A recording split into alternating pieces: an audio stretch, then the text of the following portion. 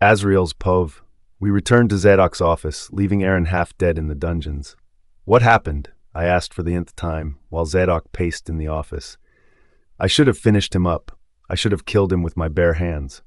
Athaliah stepped into the office, sporting a worried look. You want to know what happened? He finally said, taking a seat. I met my mate at the ceremony, he announced with an evil smile. What do you mean? I asked, confused. Athaliah? He called. Please tell Azrael what happened at the ceremony tonight, he said with a deranged expression. Tell him how I watched my mate get mated to another, how my mate was stolen away before my eyes. Alpha. Athaliah began, but he shut her up. Listen, Zadok chuckled. I went to the darned meeting, ready to perform my assignment. Cole stepped up a few minutes to midnight, ready to make an announcement. Zadok's laugh was maniacal. You would never believe who I saw, walking through the midst of the crowd and glowing with majesty. He suddenly sat up and smiled, revealing his pointy, sharp canines. It was Ysera, he announced. The same one that told Aaron she was dead and needed me to give up looking for her. The same Ysera appeared as a ghoul in the dark forest, saving his life from harm. Do you remember? His eyes narrowed at me. That same Ysera walked up to the stage as Cole's chosen mate, he said, banging his fist on the desk. You can't be sure. Athaliah said, startled. She was cut short by the growl that left Zadok's lips. I could feel his alpha power filling the air. It was only a matter of time before Kyr showed up. Alpha, I said, hoping to calm him, but it was useless. You cannot imagine my joy when I saw her. He inhaled, closing his eyes in bliss. She looked so beautiful with her short hair and glamorous dress. She looked so beautiful in mine. Suddenly, the smile on his face was gone, replacing it with a grim and angry look. Neither can you imagine my shock when she looked me in the eye and asked who I was. That was his announcement? I asked, bewildered in my spot. How did he find her? You spoke to her? I must bring her back, Zadok said resolutely. I have to bring her back to where she belongs. I don't know what Cole did to her. Little wonder he was so persistent to have me in the meeting. He wanted to show her off to me, to spite me. I don't think so. Athaliah squeaked from the corner, getting our attention. Forgive me, but I don't think that is the case, Alpha, she said, and I looked at her like she had grown a second head. Was she trying to get killed? Zadok was calm. It felt like the calm before the storm. Please tell us why you don't think so. Even Athaliah seemed shocked by his reply. That made the both of us. That couldn't have been Ysera. She managed to speak. Her hair was shorter, and she looked so taken with Cole. I even did a bit of digging and found out she has been with him for years in the Moonlight Pack. That caught my attention. That is not the Luna we know and love. She is just a look-alike. Athaliah continued, while Zadok remained silent. If she were truly your mate, she would have recognized you. I saw the way she looked at you. There was nothing. She didn't even know me. She didn't know you. It's okay, I said to Athaliah, but she continued. No, he needs to hear this and stop embarrassing himself, she fumed. Today was an opportunity to choose another mate, one who would fill the big shoes of our Luna and help you heal. But what did you do? You went after another man's woman like a lovesick puppy and ended up getting thrown out of the ceremony. I thought we were over this. I thought this was a new beginning, but you have returned where you started. I advise you to end this madness and pick another mate. Athaliah was shut off by Zadok, who suddenly threw the table over and attacked her with an arm to her neck. My breath nearly seized as I watched her dangle from Zadok's hold, trying to breathe to no avail. Alpha. I rushed to him, dragging him away, but he remained rooted to his spot, squeezing life out of her. Alpha, you are going to kill her, I shouted, and fear gripped my heart when her eyes began to close. Zadok! Zadok let go of her, and she dropped to the floor. How dare you? He said to Athaliah, who shivered, drawing back as she held her neck. Please, she coughed. Please, I spoke foolishly. Get out, he ordered, and she disappeared, scrambling out of the office and leaving me alone with Zadok. For a minute, I thought he would come at me for throwing him back, but he walked to his window with a thoughtful expression. My heart slowed when I realized she wasn't dead after all, only to hurt when I remembered the motive of Athaliah's earlier outburst. I had to talk some sense into her. It was fine if she didn't want me, but heaven forbids her to kill herself in her pursuit to become Luna. For now, we needed to sort this out once and for all. There might be a chance she isn't the real person, I said, testing the waters. Zadok's shoulders tensed, and I knew he was listening. And there is also a chance she is the real person we have been looking for all these years. I balanced my words. Zadok was silent, but I could tell he was listening. We have to be sure of what we are dealing with. We have to be sure it's the Luna before taking action, I said, and he turned back, sporting a frustrated look. And how are we supposed to do that? Cole will not let me a few feet close to her. The only way to get her is by war, he announced with a smirk. And I am ready to do that. No, I shook my head.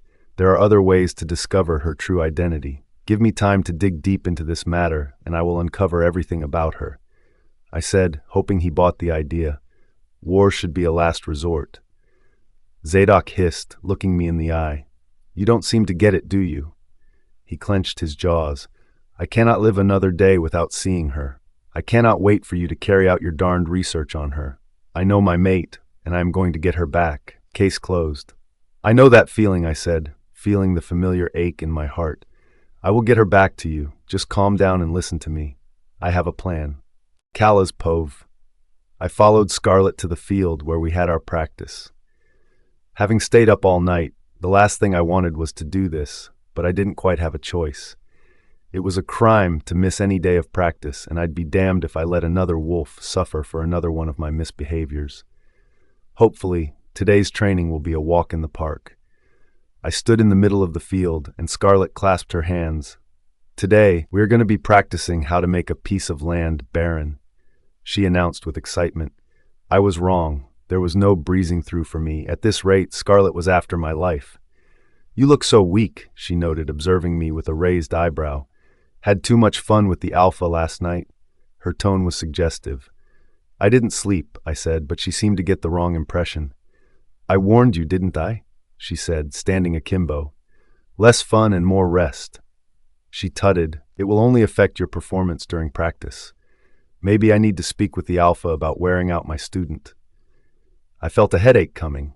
The last thing I needed was another reason to be in the same room with Cole or hear his voice. I've had enough of his for 1 year. Did you say we were practicing bringing lands alive? I asked, wanting to return to our lesson. Scarlet frowned. Making lands barren. She corrected. Were you even listening? I am now. However, I don't know how long I would be awake. I gave her the look. Long night, remember? Scarlet shook her head and a sigh escaped her lips. Tired of me already? I thought, releasing a sigh of my own. We are going to be practicing how to kill a land full of life and produce. Scarlet began her lesson. I have told you before that dark spells are not something to be afraid of. They are not evil like the witch world makes it out to be. They can be quite good and powerful if you learn how to use it. Unfortunately, not every clan of witches were blessed with the ability to master dark magic and spells, so they forbade it and killed anyone found practicing it. I finished up for her, boredom evident in my tone. Can we please get to the good stuff? She rolled her eyes. Only because you asked politely. But of course sarcasm dripped from her tone. I didn't care though. We shall start with something small. Scarlet cast a spell and a beautiful garden appeared on the far left side of the field, holding diverse flowers. Within a second, she transported us to the front of the garden, saving me the stress of walking towards it. Thanks, I muttered, but she ignored my existence and continued with her class. You have to say the words, Erahe Shulfir, she said with an intonation. Don't forget to picture the plants dying one by one as you chant, she instructed. Erahe Shulfir, I said, testing the words on my lips. This should be easy. I've had longer words, I thought gleefully, readying my mind for action. Erahe Shulfir, I muttered under my breath, imagining the flowers wilting to death. Nothing happened. I shook my head, stroking the back of my head. Maybe I should try that again, I said, and Scarlet gave me the floor to do as I desire. I let out a breath and tried again, this time placing my heart into it. Erahe Shulfir, I said again, eyes focused on a bed of roses that mocked me with its sustained life. You have done better than this, Kala, came a firm reprimand from Scarlet. Be focused and do the job. Remember, you have the power within you. You just need to let them loose and direct them to do what you want, meaning it from your heart. She urged, "Try again." A tired sigh left my lips. Why did I need to kill the darned flowers till they were a wilted mess? What exactly did this woman have against flowers? She said to mean it from my heart. Humph. The only thing I wanted from my heart is a sweet rest. I'd rather be in bed than be forced to make rid of another unreal plot of land or human dummy she created to test the extent of my powers. Yes, I was having a shit day. The more you relent, the more we remain. Scarlet reminded, spelling a chair and getting comfortable. I hated that she was right. I hated that my life had to be this way. Sometimes, I felt like I was being forced to be someone else, someone I was not. I wanted to recover my memory. I needed to get my memory to know how I got these dark powers. They felt too foreign. And sometimes, I felt like it locked up another part of me. The important side of me. I focused on the garden and channeled the darkness within me like I have done these past 3 years. "Era he Schulfer," I commanded, and immediately the flowers wilted, turning to dust. I wasn't satisfied. I kept my eyes on the patch of land, channeling my powers to the earth without mercy. She wanted the land barren. I will give her a barren land. Wonderful. You did beautifully, Kala. Scarlet complimented, but I didn't care. I was too focused on trying to kill the land of every living particle. I felt dead inside, and I needed the earth to replicate that feeling. "Hey, it's enough." Scarlet shook me, breaking my concentration. "Are you trying to make the entire pack lands barren?" she asked in a harsh tone. "I only said the flowers. I've been calling you the entire time, and you were lost in your spell. I already warned you against losing control of your mind in the middle of a spell." "Bad things can happen," I muttered, to my greatest surprise. I found out that not only was the entire left side of the field dead of any plant, but the entire field. "How do I explain this to the Alpha?" Scarlet murmured, trying and failing to reverse my damage. "I am sorry," I said, but she didn't answer. "What do we have here?" I stilled at his voice. "Cole, he was here. Kala's Pov." My body froze, and I smelt him before I saw him. "I see my Kala has grown much stronger than the last time I was here," he stated more than asked. "Welcome, Alpha," Scarlet said from beside me, giving him a slight bow. "Our Luna has grown in leaps and bounds," she added. I remained silent. Cole clasped his hands. "I can tell from what I see," he noted, seeming pleased. "Don't let me stop you. Ignore my presence and go on with what you have planned. I'll watch from a distance," he said, stepping into my front. "But first, I need to ensure she is all right." Cole said to no one in particular, and Scarlet stepped away, giving us privacy. "You don't look too good, my love," he said, pushing my face to meet his eyes. "Did you have a good night's rest?" I shook my head. "I am fine. I just found it difficult to sleep. Nothing a little rest won't fix." I gritted. "Good," he purred, smiling with an evil glint in his eyes. "You forgot to ask, but my night was good. Beautiful, even. I didn't sleep a wink, but I feel full of energy." He let go of my face. "I will tell you all about it later on, but for now, let's focus on practice." Cole stepped away from me, and I could finally breathe. I didn't breathe long enough before Scarlet stepped in. "Next on the list is killing wild animals without a spell," she said, and I fought the urge to roll my eyes. What's with her urge to kill things today? For some reason, I felt more bitchy today. "What's it going to be?" I asked, unable to feign excitement. "Your enthusiasm is off the charts today," Scarlet murmured, and I knew she was through with my attitude. But I didn't care. I was not in the mood. I could apologize later. "Are you ready?" she hissed, and I nodded. Immediately, a giant serpent appeared before me. Its tail ran through the entire field, and it rose its head, coiling to a reasonable height as it stared me in the eye. I felt like a fish out of water, and suddenly my mouth dried. "Kill it," I heard Scarlet urge from behind me. "Kill it before it kills you." That was all the encouragement I needed. It was either me or him, and he'll be damned if I let it be me without putting up a fight. Suddenly I felt a flash scene in my mind, and a cruel migraine hit me in the head. I saw a bigger serpent in a larger field, pursuing me under a dark sky while I ran screaming what I perceived to be a spell. Fear gripped my heart, and its beating increased to an all-time high. The serpent rose its head to the skies, making a boast of its size, and afterwards came at me with an open mouth, ready to devour. I ran like a fool, missing my step and falling to the ground. Horror filled me when I looked up and saw it coming at me. I could sense its deathly intent in that moment. Another flash scene appeared in my eyes. This time around, I was lying on the floor, eyes closed and expecting my death as the dark serpent launched for me, ready to end my existence. My head hurt so bad that I held it in my palms, wincing and trying to make sense of what I was seeing. "Kala!" I heard an aggrieved voice. It was Cole's. "I didn't train you to be so weak. Ysera." A similar but fiercer voice said in the darkness of my mind. "I didn't train you to be so weak." The voice added a moment later, but this time I could taste the anger in the voice. My body reacted to that anger. I didn't want that voice to be angry. Every part of me kicked against disappointing that voice. I opened my eyes and the serpent was a few meters away. I uncapped the power enclosed within me, channeling it to the beast with every bit of strength. I couldn't be weak. I heard a voice that mirrored my own. I needed to be strong. The determination and power embedded in that voice pushed me. It forced me to do more, to prove myself. I stared death in the eyes, and when I thought it was all over, the serpent turned into stone right in front of me. I watched the serpent turn into stone and destroy itself, turning to earth. My eyes widened in shock, and my head swirled towards Scarlet and Cole.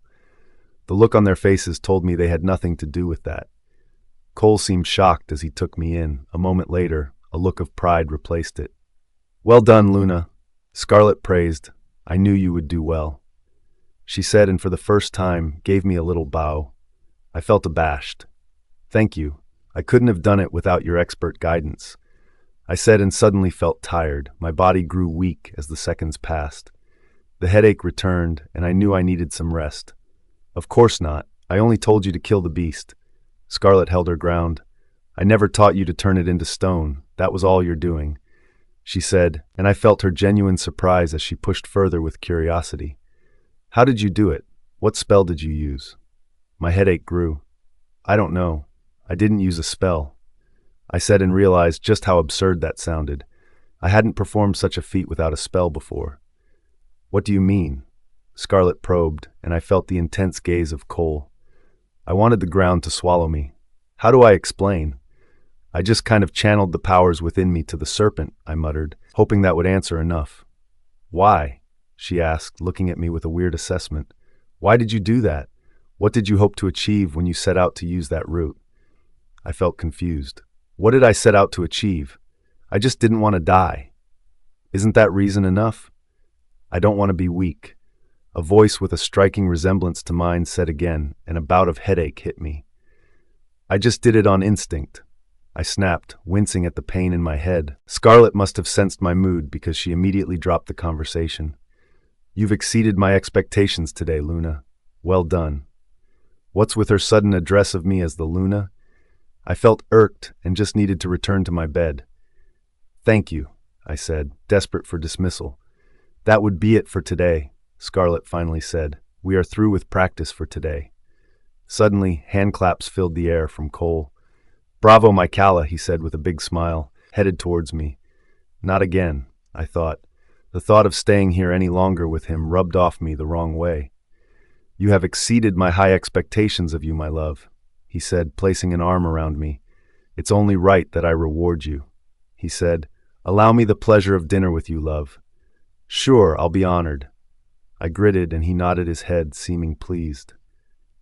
"Good. Before we call it a day, I'd like you to do a little more work for me," he said. "You can call it the final practice for today." He gauged me expectantly. "What do you say?" I heaved a breath and nodded my head. It wasn't like I had a choice in the matter. "Beautiful," he charmed. "Like I said, last night I was having fun in the dungeons." My eyes grew cold. "However, I didn't finish up, and as a final practice, I'd like to see you do exactly what you did to that snake to them." I felt fired up. He didn't finish up the people he tortured for my sake? He wanted me to do the honors? Surely he had lost his mind. "I feel tired, my love," I said, fighting the grit in my tone as I sweetened him up. "I don't have it in me to perform another spell." "Nonsense, you will do perfectly," he said, and raised an arm, beckoning on one of the guards. "Bring them in," he ordered, and the gates were opened. 3 bloodied men were carried by 2 guards, who dragged each of them till they were meters away from us, set up as targets. My heart gripped and my face paled. "Let's make it more interesting, shall we?" he said with a dark aura and evil glint in his eyes. "If you kill these 3 the same way you have killed the beast, I will throw you a feast," he boasted. "If you don't," his eyes turned dark, "then you will have 6 to kill tomorrow." I turned in shock, unable to believe he had just said that. And that's when I saw it, the anger and malice in his eyes. This was not a test. It was punishment for last night. A guard walked forward and whispered something in his ear. "You have a few minutes to make your call, my love," he suddenly said, trying and failing to put up a decent smile. "I'll be right back." Azrael's Pov. Today would be interesting. I could tell as I came out of my room, headed for the Alpha's chambers. We had a mission, and I was determined to see that my plan was fruitful, by any means necessary. However, I needed to confirm something before we began our journey to the Moonlight Pack. I saw Athaliah's door open, and she came out just in time. I pushed her into her room without a word and shut the door behind us. "What?" I covered her mouth with my palm, preventing her from screaming while she took me in. When she was settled, I slowly let down my hand and pulled her to the wall of the dark room, placing a hand by her side. Athaliah swallowed, and the sight of it drove something beastly within me. Now was not the time. I needed to be sure of something. "What's this about?" she finally asked, jolting me from my thoughts. With a closer look, I could tell she was nervous. This was a discovery. Athaliah was always confident, and seeing her shiver under my gaze was out of character. Was she uncomfortable? My head corked to the side, and I watched her eyes gleam over me. Kill me if I'm wrong, but I couldn't shake off the feeling that my mate, who rejected me, seemed taken with me. "You know what this is about," I said, closing the distance between us. My eyes flickered to her neck, and I saw a handprint, faint but there. Zadok's handprint. "Are you all right?" I asked, unable to stop myself. Athaliah must have noticed my eyes on her neck and immediately adjusted the neck scarf. "I am fine," she said in a hard tone, shifting from my gaze. "Is that what this is about? Because I need to report to." My hand traced her neck and her words were cut off. Her breath changed and there was an intense air around us. "You are so stupid," I muttered, meaning every word. "You were so close to dying at the hands of the Alpha. You were gambling with your life." I gritted as the scene from the previous day played inside my head. Athaliah was putty in my arms. She opened her mouth, but no words came out. "You won't be lucky next time." I muzzled, kissing her neck and feeling the buzz of our broken bond. "Azrael," she struggled to say. One word brought me back to my senses. I couldn't believe I allowed myself to be carried away by her body. Our eyes connected and I could see the need in her eyes, a need that burned for me, for what I had to offer. But it wasn't enough. I wasn't enough. She told me to my face. What the fuckery was I even doing? I straightened up, putting a little space between us, but enough to still be in a haze. "What did you do?"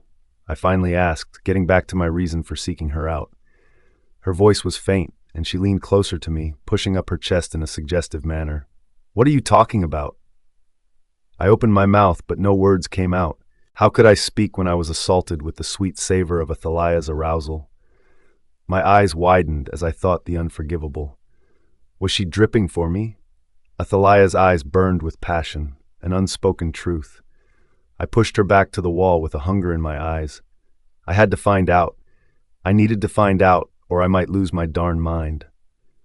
"I didn't miss the panicked look on your face when Aaron was getting tortured yesterday," I said, tracing my hands down to the hem of her short dress. Athaliah's breath hitched when my hands came in contact with the skin of her thigh, below her knees. "I couldn't let him die." She moaned, biting her lower lip. The scent of her arousal thickened around us, wrapping me like a garment. My wolf went mad with need. "Why?" I gritted, slowly tracing my hands upwards under her gown. "Why would you care if he dies?"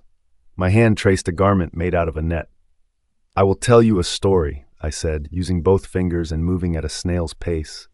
I could tell she was getting frustrated, and I kissed a spot on her neck, causing her to shiver in my arms. "You and Aaron were the survivors from the last batch sent to the dark forest." Aaron comes back with news that surprises us both. I continued. It was torture keeping up with both things, but I loved every step of it. You were separated in the dark forest, and somehow he met with Ysera. Athaliah's nose flared at the mention of the Luna's name, but I was there to smoothen the ride. Like that? I asked, moving slowly and driving her crazy with need. Azrael, she gasped. What are you trying to do? You. I smirked and with one hand tore her gown in half. Azrael's puv. We ended up on the bed, half naked and under the dark glow of the room. Sparks ignited between us. I needed to be sure before I gave in to my unhinged desire to take her in every possible way, to ruin her for everyone else. As much as I loved to see her like this, I couldn't afford to lose my shit. Tell me, I purred, biting her earlobe as I tortured her. Did he see her? I began. Did Aaron really see her, or was it a lie? Athaliah was out of this world. She breathed deeply, eyes closed, and she shuddered under me. I don't know, she said, and my fingers slowed. Wrong answer. Admit it, Athaliah, I said, asking two questions. You did it. You put Aaron to it. Athaliah's breath was labored. I was doing that. I wanted to see her face, but I knew it would distract me. I needn't fall in love with her. This was lust, and I'll be damned if I let myself feel anything more for my ex-mate. She remained quiet, taking me in like a good girl. I wasn't satisfied. I needed her to speak, to tell me I was wrong, that this was another crazy theory my mind decided to put up. You made him lie, didn't you, girl? I said in her ears. Tell me the truth. Yes, Athaliah moaned. I told him to lie and save the alpha from dying in grief. So please enough, she begged. I couldn't believe my ears. Hearing her say it out loud did something to me. To what lengths was she willing to go for her ambition to be his Luna? With a vengeance that burned within me, I pushed into her again. I fired on, refusing her an allowance to breathe. I wanted to kill her for her evil deeds. I could imagine the write-up on her tombstone. Herein lays Athaliah Montreal, Gamma of the Bloodhound Pack, who died during copulation with her rejected mate. I would be doing the world a favor, but she didn't deserve to die in such a manner. You made him lie, I gritted. You made him lie and stood there while he paid for a sin you made him commit. Yes. No, please, no more. Athaliah was a mess, inebriated and unable to take any more of his painful pleasurings. I will not cover your wickedness this time around, I said, breathing heavily. Get dressed and meet us out front. Azrael. I didn't care to listen. I took up my pants, wore them and left her room, shutting the door with a bang. I needed a cold shower, Azrael's povee. We were surrounded when we stepped foot in the Moonlight Pack. I heard the unfriendly growl from Zadok, and the Moonlight Wolves bared their claws each ready to attack. We mean no harm, I announced to the wolves. Take us to the Alpha. I requested, hoping they were smart enough to see we were here on a peace offering. And who do you think you are, coming here unannounced? One of the wolves asked, baring his canines and eyeing us warily. The ceremony is over. Didn't get the memo. Tell Alpha Cole that we are here for goodness sake. That was Athaliah. She had been in a terrible mood since this morning. I didn't give a fuck. Identify yourselves. A wolf came up with an air of confidence. My eyes narrowed. Are you the beta of this pack? I don't see how that concerns you, he said rudely. I could tell he was strong, but he was no match for me. And if I was being honest, I wanted to deck his teeth for looking at me wrongly. Azrael, beta of the Bloodhound Pack. I introduced myself, saving us the drama that was begging to happen. I didn't miss the slight widening of his eyes. Good, he ought to be scared. And your companions? He asked, his tone more respectful. Not that it concerns you, but this is the Alpha and Gamma of the pack, I said, looking smug. Now do us all a favor and take us to Alpha Cole. If I guessed correctly, he shouldn't be surprised by our arrival. I added with a smirk. In fact, he should be expecting us. The wolves exchanged looks, no doubt thinking if they wanted to mess with us. Thankfully, they chose to do the right thing, and after some time, they led us into the pack lands. Zadok has been deathly silent all this while. I was getting worried. I didn't know what he was thinking, and the last thing I wanted was to get an unpleasant surprise that would cost us dearly and wreck the plan I had painstakingly created. I don't remember sending you an invite, Alpha Cole said, standing at the entrance of what I believed to be the pack house.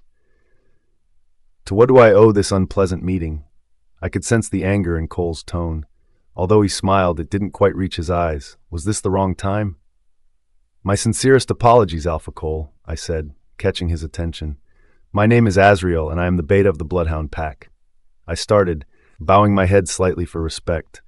The lady by my side is the Gamma, and I believe you know our Alpha. We are here on a peace offering. Cole gauged me like some experiment, and after a long silence, he led us into the house. You are just in time for lunch, so we will discuss over food, he said, and opened a double door that revealed a large dining table. The grand table. All sorts of food filled the table, like they had prepared for us even before we came. Apologies for the small table. If you had informed me earlier, I might have made preparations to host. Cole said, and I couldn't ignore his use of words. He might have made preparations. Way to sound very generous. We settled down on the table and we were served accordingly. The atmosphere was tense. Zadok was not leaving any stones unturned with the dirty looks he sent to Cole, which Cole gladly returned. Thank you so much for being a wonderful host.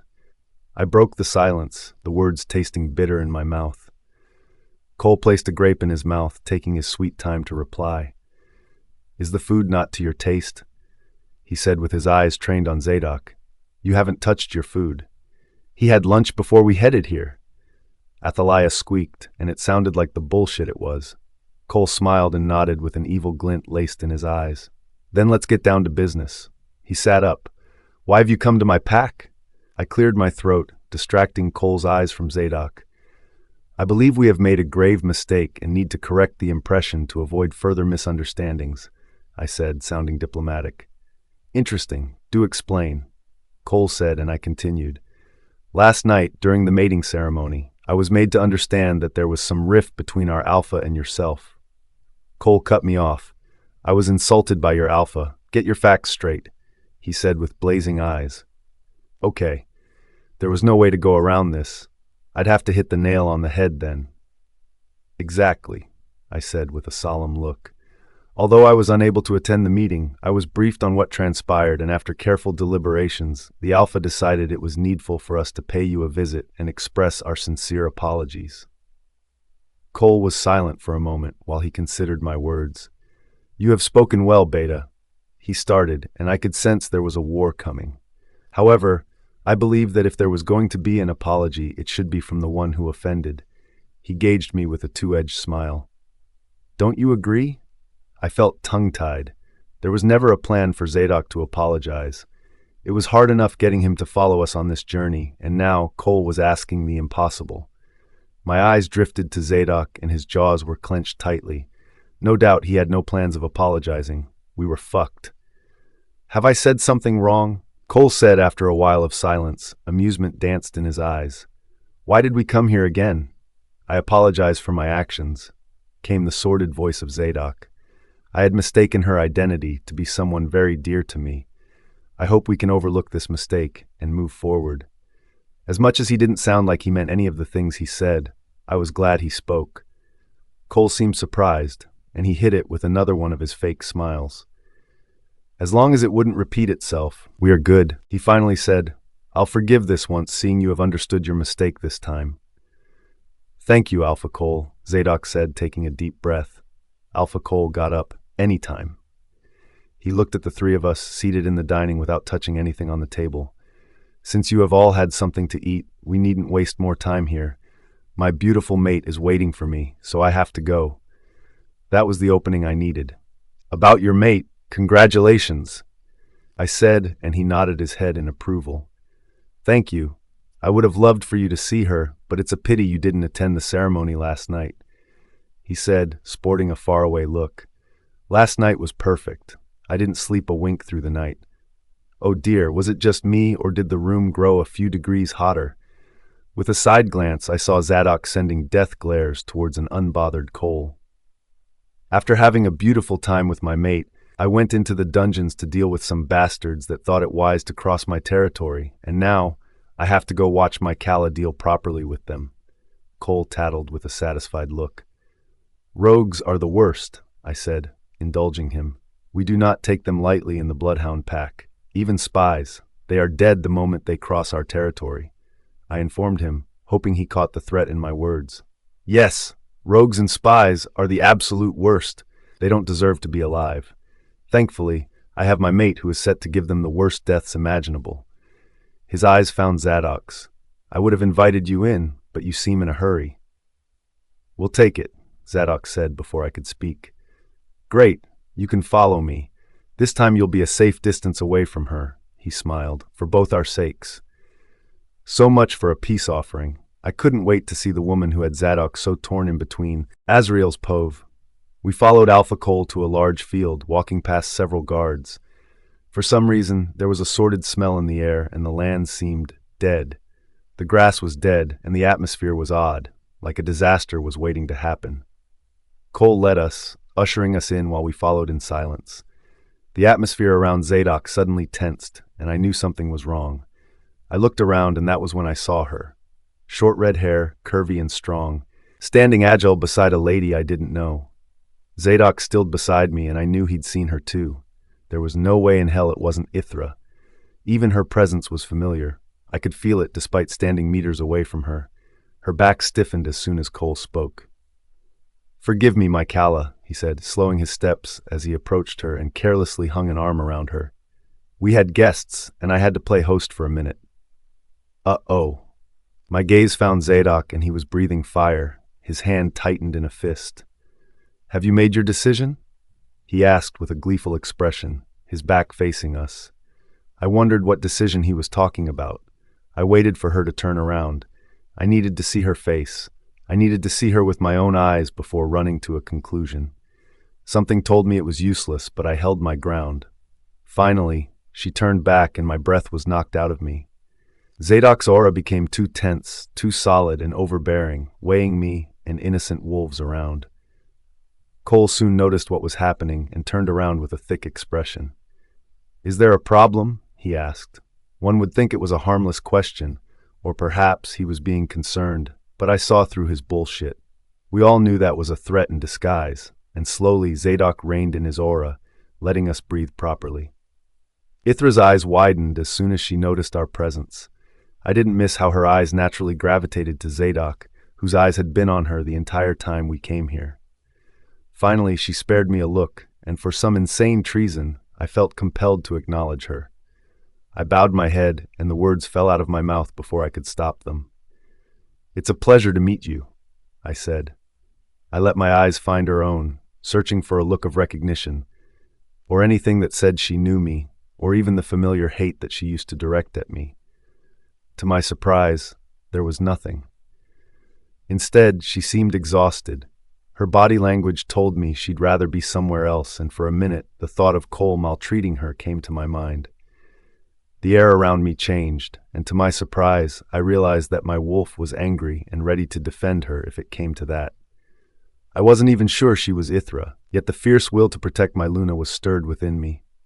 Kala, she managed to speak, and I was lost for a moment. The name is Kala, she said, reminding me of my unfinished greeting. Her voice, unchanging and clear as day. It was hard to forget the voice that taunted and dared me at the slightest opportunity. Ah, forgive me, Cole said, tapping his forehead. I didn't introduce you. A woman stepped up and stood beside Ysera in a protective stance. An odd air surrounded her, and my first instinct was to be wary of her. This is Azrael, the beta of Bloodhound Pack, and beside him is Athalia, the Gamma, Cole started, pointing towards us, and we bowed our heads as a sign of respect. Alpha Zadok needs not to be introduced, he added in an offhanded manner I didn't quite appreciate. And this, he pointed to Ysera, who stood uncomfortably under his arm, is the love of my life, my chosen mate and soon to be the Luna of Moonlight Pack. That was a lot to take in, even for me. I wasn't surprised when the air around us changed again. Zadok was at it again. Athalia exchanged looks with me, and I could see the worry in her eyes. There was no telling what the Alpha would do next. Zadok, I heard the Alpha say as he walked forward to Ysera, or Kala, with an outstretched arm. Allow me to formally introduce myself, he said, and like magic, Ysera connected hands with her, gazing into his eyes as they entered another world, a world that consisted of just them both, because they were made out of the same material. There and then, I believed. I didn't know what went wrong, but my gut instinct told me she was Ysera. Immediately, my brain drew out plans that could help us walk out of this pack with her, and all of them involved Cole's head separated from his body. What were the odds of killing him in a courtesy visit? I couldn't tell. "And this is my beta," Cole said, dragging Ysera away from Zadok with a maddened look. Scar. Finally, a name to the strange woman. "You have a woman as your beta?" I spoke my thoughts, and it came off ruder than I'd hoped. Scar's face turned grotesque, and I made to apologize, but she beat me to it. "I didn't realize a dick came with the job description, beta," she hissed. "Oh well, no need to cry over spilt milk." Cole laughed, and it has got to be one of the fakest laughs in the history of fake laughs. "She gets the job done all right," he said, and I could tell he didn't appreciate my little remark. "Remind me to keep my thoughts to myself next time. Matter of fact, she isn't even your conventional werewolf," he said with an air of pride. I was interested. "Do tell, what kind of werewolf is she to carry out such magnanimous duties as your beta?" "I'll give you a hint," Cole said, eyeing us with a smirk. "She's not a werewolf." My eyes widened. I didn't see that coming. A female beta who was not a werewolf. Fuck me senseless. I gauged Scar with a newfound respect and wariness. No one could tell what she was, or what she was capable of, which made her a lot more dangerous. Just when I wanted to bite the bone and ask the forbidden question, Cole spoke up, effectively shutting me up. "Since that's over, back to business." He turned to Ysera. "My Calla, have you made your decision already?" Her back stiffened, and she answered, "Yes." "Good," Cole clasped his hands. "Let's have the morons," he ordered, and to my greatest surprise, 3 bloodied and beaten men were dragged out and placed as baits. Cole looked deranged, and I felt worry when I took in Ysera's look. What in the world was he making her do? Calla's Pove. I felt his eyes on me. Zadok's. Or should I say, Alpha Zadok's. I couldn't be distracted by him, though. I didn't have time to think about how his hands fit so perfectly around mine, or how much I wanted to return his gaze that had been on me all this while. "I know you are tired, love." Cole's voice brought goosebumps in my arms. "Make it snappy, and you'll be off to rest." Since when did I hate his guts this much? My eyes found the bloodied men placed before me, the men I was supposed to kill for Cole's amusement. Sparing them wasn't an option. I knew that from my 3 years of experience with Cole. If there was even the slightest chance of me trying to change his mind, it was thrown out of the window by the appearance of the guests. I didn't know if I should laugh or cry about it. "Channel that power you spoke about earlier," Scarlet whispered to my hearing. "You did it once. Twice is the charm." I didn't know if that was true, because as I beheld the men, beaten out of recognition, I just couldn't do it. I couldn't find it in my mind to kill them in such a gruesome way when they had done nothing to me. Of course, I knew they were not innocent in their ways, but I didn't think it should be my job to finish them off. "Just do it, Calla. They don't deserve your mercy. These men deserve death. You would only be doing them a favor," Cole said, and a hiccup left my lips. He noticed my hesitation to do it. I wondered what else he noticed. "Okay," I muttered and closed my eyes. If I was going to commit this sin, I might as well do it with my eyes closed. Perhaps if I didn't see them, I wouldn't feel the discomfort and guilt for taking a breath out of their body. I was wrong. Closing my eyes proved to be a bad idea because I ended up seeing him. Zadok, staring at me with his mesmerizing brown eyes. His eyes evoked something in me. It felt so familiar, too familiar even. My eyes fell open and I found him with ease, his brown orbs locked on me like a most prized possession. What was it with him? "What happened?" came the concerned voice of Scar. "I can't." That was all I managed to say. "Try again," she urged, and I let my eyes find Cole's. His jaws were tightened and he looked anything but pleased. A paralyzing chill went down my spine. "Shall we try that again, love?" he said, with a smile that intimidated me. I nodded my head, unable to speak. I felt many eyes on me, the members of the Bloodhound pack. I couldn't find it in me to look at the expression on their faces. They probably thought I was too chicken to perform. I was an embarrassment, and it was normal for Cole to feel upset. Failing in Cole's eyes was redeemable, but I learned that failing in the sight of his guests might as well be unforgivable. Cole treasured his face. He lived up to high expectations and prided himself in doing the extraordinary, making him well-known and formidable. Being his bride was a cross I had to carry, living up to his expectations, his pack's expectations, and the entire werewolf community. The exact reason why he introduced me as the first hybrid when he knew so well that I hadn't gotten my wolf. So far, I understood I was a witch who could cast spells and do unimaginable things, but I had yet to find my wolf. And for some reason, Cole remained hell-bent on helping me recover my wolf. How can one recover what they don't have? I've asked Scar and people who are said to have known me before I tragically lost my memories, and every one of them told the same story. I was a hybrid, half wolf and half witch. I just needed to find my wolf, and it will be fine. I lost the strength to investigate any more about my identity and hoped that someday, as they have said, I would find my wolf. However, I was content with being a witch. I was having a hard time relearning things I was said to be proficient in before, and it took a toll on me. I wondered how it would be if I recovered my wolf too. I'll probably die from the training that would be imposed on me by Cole. I cringed at the thought, and Cole's impatient voice reached my hearings. "Are you going to keep us waiting?" he gritted. I didn't reply. There was no use. I looked at the men and decided to do it despite every part of me that kicked against it. I tried to do it again, against my better judgment, and nothing happened. I tried again, and the results were the same. Every time I opened my eyes after attempting to turn them into stone and saw them slumped and alive, I grew frustrated. "Calm down, Calla," Scar said, but I was far too gone to be calm. Why couldn't I do it? Why can't I do this right and end their suffering? Why? I thought frustratedly. Because you are not a killer. A voice said in my thoughts, and I stilled in shock. What was that? I might have spent a lot of time in my head because Cole immediately spoke, sounding pissed and yet diplomatic about it. "Calla," he said, "we have guests." He reminded me, and that did it. "I can't do it," I said, meeting his eyes. "I am not a killer, Cole. I can do anything else, but not to kill." "What? I apologize to you all." My eyes found their way to my guests. "But I cannot do this." My tone was resolute, and I meant every single word.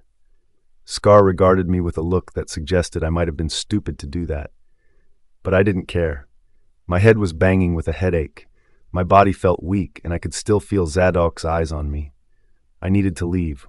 I had to go before I lost it in here. I think I might have stretched my mate past the limit. Cole said to the guests and turned to me with a fake smile. "I'm sorry, my love. I shouldn't make you stain your hands with their dirty blood," he said, and turned towards the prisoners. "I will take care of them myself. Scar, please take my mate to her chambers. I will join you in a few." I opened my mouth to protest against killing the men, but was led away by Scar, while I fought the urge to look back at the one whose eyes had never left me. Zadok's Pove. I couldn't stop looking at her. My amore, my Ysera, my mate. I knew it was stupid to agree with Azrael's plan to pay her a visit without a concrete plan to recover her, but I couldn't resist the temptation of even a chance of seeing her again. I needed to see her again, to be sure I wasn't crazy. I needed to see her and touch her, to feel the little sparks between us, to know that I was indeed living a life where my Ysera was still alive. Nothing prepared me for the sight of her, standing under the sun while she forced herself to kill against her will.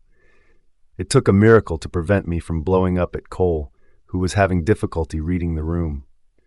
I got angry at how many other things he was forcing her to do against her will. We were leaving the field after Ysera blatantly confronted Cole, declaring she was unable to kill. At that moment, I felt my member harden at her confidence. Pride flooded me, and I could hear my wolf's approval of her standing up for herself. However, the next moment I was worried about her, seeing she was still in the hands of that bastard who had taken her outburst as an insult. It was clear in the stupid smile he held while he tried to cover his anger. "As much as I'd have liked to entertain you with my mate's beautiful skills, it will not be possible today," he said as we walked out of the field. "Maybe some other time," he added, leading us back to the house. Some other time? I thought, baffled. This fool thought I would allow him to do that to my mate some other time, over my dead body.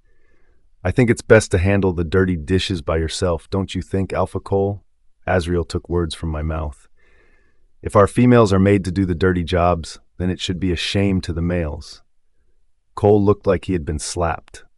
I wondered how his face would look after I brushed his face with my fist. I believe in making my males and females the best they can be, he said in a clipped tone. If everyone is strong enough and with equal opportunities, then gender roles would be useless. His eyes fixated on me, like he was waiting for me to speak. I didn't give a fuck about gender roles. What I did know was that there would not be a next time to this bullshit. I was going to see to that myself. Cole sent us off in a hurry. Thank you for your time, I hope. His words were cut short by the opening of the doors behind us. Alpha! Alpha! The Luna! She collapsed! My body froze as I heard the words. Ithra was in danger. Without a second thought, I turned around, ready to seek her out when I was stopped by a hand on my wrist, a strong hand belonging to Azriel. Alpha, please. His words drifted into my mind, but I felt confused. What was he begging me for? My mate was in danger. Surely he didn't think I would return to the pack, as though I didn't just hear what was said. I have to leave, Cole said and turned to the guards around. See them out. With that, he left us at the door, rushing inside while we stood, surrounded by guards. I can't leave. I gritted to the hearing of Azriel. You heard it. She collapsed. I need to save her, I said firmly. We will, Azriel assured, but I was not moved. Leave without me. I will get her out today. I spat. Enough is enough. It seemed like Azriel wasn't the only one listening to our conversation, because as soon as I turned, the guards had tripled. Each of them stood in a defensive stance. You may leave now. The guard who led us to Cole appeared before us, showing us the way out. I didn't move. How could I? My heart lurched, and I ached to know her condition. Alpha, Azriel called again, his tone begging for me to do the right thing. We will come back for her. He promised through the mind link. We will stop at nothing to get her back. I didn't even know what was right anymore. What if she died before we were able to get her?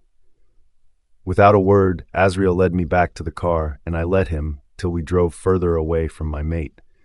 I reported to the dungeons as soon as I stepped into the packlands. I needed to release the pent-up anger within me, and I knew just the right person. Azriel and Athaliah followed silently, and I could sense their worry and dread. My hands itched as I drew closer to the cell where Aaron was kept, away from others and at the far left, where I dealt with people like him. Aaron must have sensed his death, because as soon as I opened the gates of his cell, his eyes flew open, and his horror was visible. I couldn't believe he still had eyes. What on earth was I doing the entire time I was here last time? My mate was unconscious, so therefore unable to use her eyes. It was an injustice for him to be able to use his eyes. I wanted his eyes closed, forever. My instinct screamed at me to do the right thing, to finish him off in the cruelest way. Good thing I didn't have a problem with finishing my dirty dishes. Without a second thought, I grabbed a knife from the weaponry and with swift motion tore through his eyes, blinding him in one slash. Arg! His scream was music to my ears. Are you ready to fess up? I asked a rhetorical question. I didn't expect him to answer. You can imagine my shock when he said the words that changed everything. Please, please, Alpha, I will confess. My eyes narrowed and I turned around, finding my Beta and Gamma standing by the door. The door suddenly shuts close, and I see Azriel lock it from behind. If he's going to confess, no one else needs to hear it. He answered my questioning look. With a nod, I turned around, facing the now blind Aaron. I don't have much time, I said in a clipped tone, and he shook in fear. Athaliah! It was Athaliah, he said, and I couldn't believe my ears. I turned around, and the look on her face confirmed my doubts. Zadok's Pove. She made me lie. I had to do it to survive the dark forest. He said, she saved me from dying and gave me the assignment saying it was for the good of the pack. I didn't mean to lie. Please, spare my life. Aaron lamented while I stood immobile, gaze focused on Athaliah. For the first time, I felt at a loss for words. My brain was blank and I could bring myself to understand why she would do such evil against me. I couldn't understand what I did to her to warrant such an act of betrayal. My blood boiled as I looked at her, waiting for some explanation.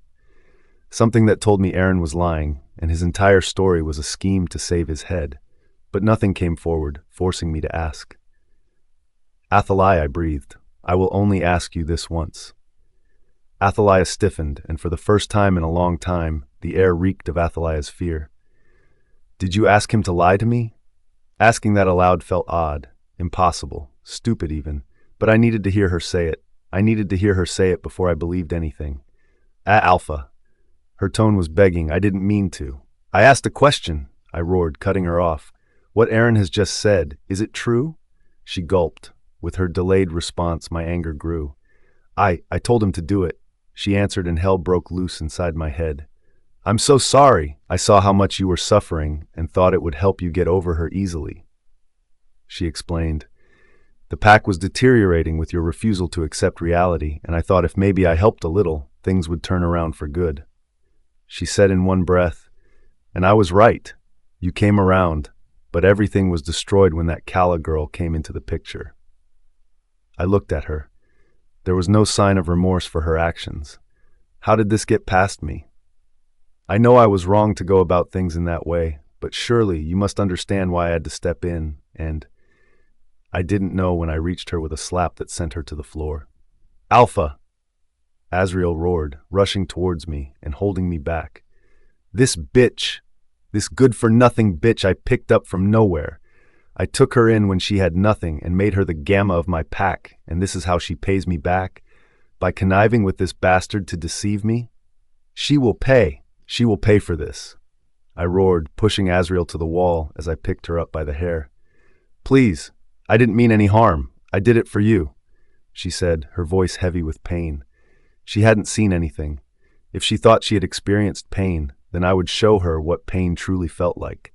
I would make her understand what it meant to be on my bad side. "Hang her up," I ordered, and immediately guards came in and Athaliah was hung beside Aaron. I took up my knife, spinning it with a deranged look. Looking at them both, it seemed so unfair. Athaliah looked like the better side of the coin, but that was about to change. In my eyes, both of them were dead meat. It was only a matter of time. Azrael got up, hanging by the corner. He hadn't said a word since the truth came out. He was probably as shocked as I had been, but that was beside the case. "Alpha," Athaliah began, and I silenced her with a silver knife to her knees. Her screams of pain bounced off the walls, shaking the entire dungeon. I took a scarf and tied it around her mouth, making it hard for her to scream. With perfect symmetry, I punched the knife in all her joints, not forgetting to squeeze at every turn, while she screamed like never before. Athaliah was an alpha female. I was reminded of that fact when her silver wound seemed to heal as time proceeded. This wouldn't do. I thought and walked away from her, going into the weaponry and bringing out one of my most prized possessions in poison. An enchanted potion has the power to break down the physical properties of an alpha, weakening their alpha genes and reducing them to the strength of a regular wolf. I had never used it on anyone. It was only one, and I never thought to use it all this while. I guess it was waiting for a time like this when I would need to use it. Athaliah was the perfect one to test it on. I picked it up and returned to the dungeon, headed towards Athaliah, who was now a bloodied mess. I forced open her mouth and poured the contents into her mouth. Her eyes widened, and I was reminded yet again that my mate was unconscious and she was awake, alive and seeing. "What did you do?" she said, coughing up blood. Interesting. I watched her body turn pale as she barfed up more blood that eventually turned black. "What did you give her?" Azrael roared and rushed to the discarded bottle, shaking his head as he read it. "No, no, no!" He bit his wrist and blood dripped from his hand. To my surprise, he fed it to her, forcing it down her throat. I had never seen Azrael look so out of order. Something was fishy. I pulled him back with a questionable look and he begged, "Please, she will die. I need to feed her my blood or she will die." His tone was panicked, devastated. I wasn't moved. "And why is that so bad?" "I can't watch you kill her. She is my mate," he said, shocking me to the bone. "You said your mate rejected you." I didn't miss the flicker of pain that passed through his eyes. "Athaliah, rejected you?" He didn't need to say a word. His face said it all. "Why?" I couldn't wrap my head around it. Why would she do that? His face hardened as he took me in. Athaliah was unconscious. because she wanted to be Luna.